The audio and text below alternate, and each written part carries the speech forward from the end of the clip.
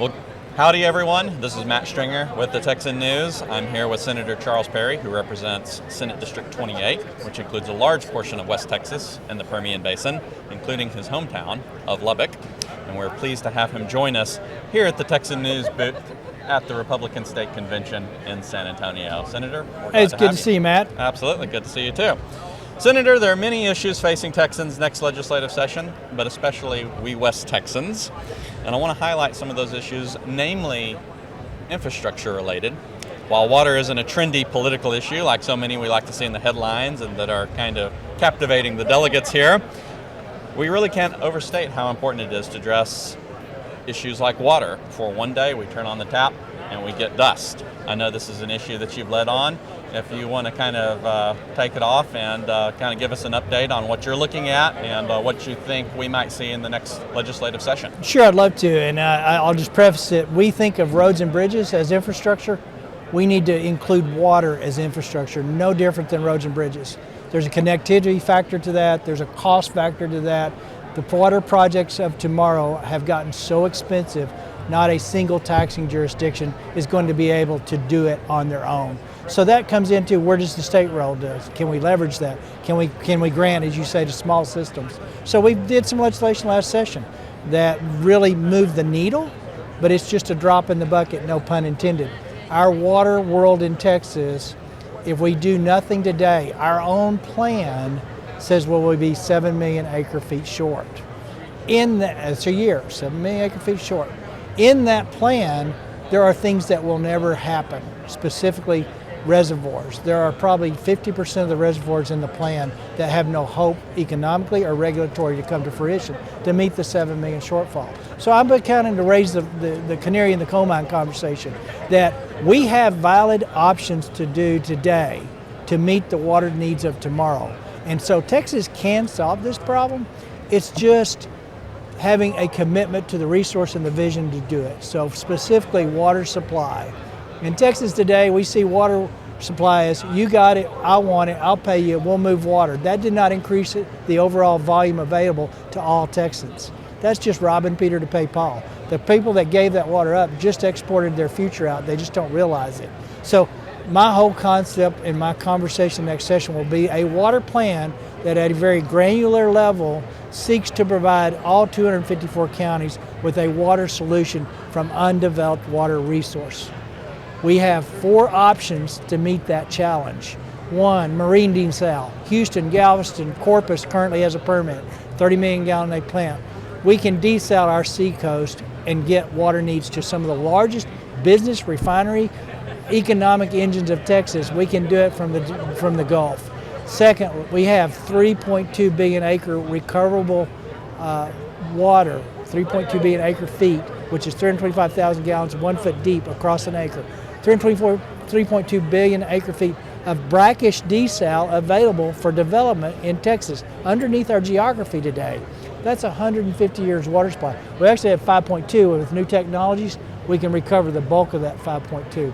We've got to have the conversation where we're going to put that desal plant and how logistically we're going to move that water to the areas that need it. And thirdly, we have produced water from oil and gas. 14 million barrels of water a day from the oil and gas industry in the Delaware. That's 300,000 acre feet. And then fourthly, we've had states of the past around us that have said, we can sell you our excess water.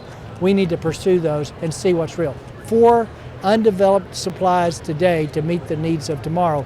Water's not sexy politically to talk about. Water's long-term and water's expensive. If we don't have a conversation in 25 that what we're going to do to address those needs by the plan I'm going to put out and actually go and start working on funding that going forwards as a partnership with our local communities, we will not be ready for the water needs that we need in 2050. So you kind of talked about looking for new sources of water, listing desal, et cetera, as potential options y'all are looking at. What about the infrastructure yourselves? You know, one of the big things that makes a lot of headlines in the West Texas, Odessa, aged pipes, some of the things that I'm hearing is old cast iron pipes that are cracking because of earthquakes, et cetera, et cetera. What are y'all looking at as far as infrastructure-wise? And you mentioned an interesting statistic before we started about how much is lost from leaking pipes. Yeah, so our leaking infrastructure, 70% of the pipes in the ground in Texas are over their estimated useful life. To put that in perspective, It's estimated 136 billion gallons of water a year, up to 150 in some estimates, that we lose through leaky pipes. So we need to address that too. We don't want to create more supply only to have it go to the back end of the ground, right? So we put in $750 million to existing Water Development Board programs to begin the process of addressing those infrastructure, focused on the smaller systems first. They're 85% of the geography.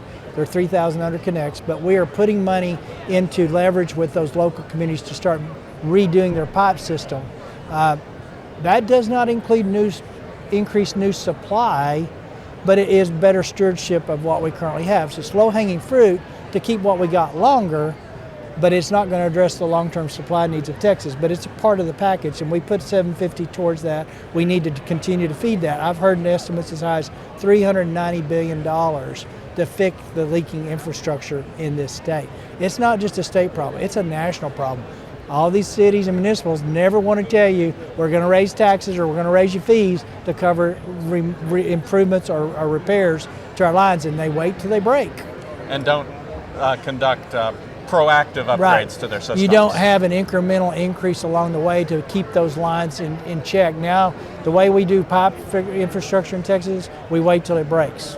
16 million boiled water notices in Texas during Uri. That was partly with the freeze conversation, but subsequent to that, we have boiled water notices around the state every day. One other water issue I just want to quickly recap, get your reaction on, we've covered here at the Texan, is the ongoing feuds between Texas, the United States, and Mexico over the U.S. Rio Grande Water Treaty. Could you give us a quick highlight on what's going on there? 1944 treaty between us and Mexico, and it's basically the regulation of that Rio Grande, for lack of a better conversation. Lots of watersheds are parallel to Texas geography and Mexico, and we both use that water. 1944 treaty came into being with the goal of sharing 50-50 access, basically. There's some parameters there. But Mexico never, ever has upheld their agreement. They wait and wait and wait till it rains, and then they give us what they're supposed to. And if it doesn't rain, they get behind. And so it's another example of what the federal government is supposed to do to enforce that agreement, to where Texas, specifically in the valley, the agricultural sector in the valley, and municipal use too, get their share of that water. And today, Mexico is behind. That is historically going to be the case, and going forward until we have some leverage.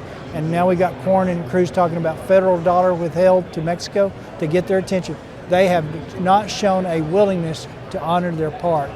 I, being in the table on those conversations, we are not the jurisdictional. That's a federal jurisdictional issue.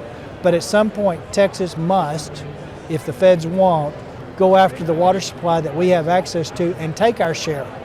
And because we're not going to be successful in getting to Mexico to honor their part of that agreement. Politically, they can't. It's just as volatile down there as it is up here, but they're literally putting our farmers and ranchers in the valley out of business. Senator, I know you mentioned you're getting some feedback from various different industries on the issue.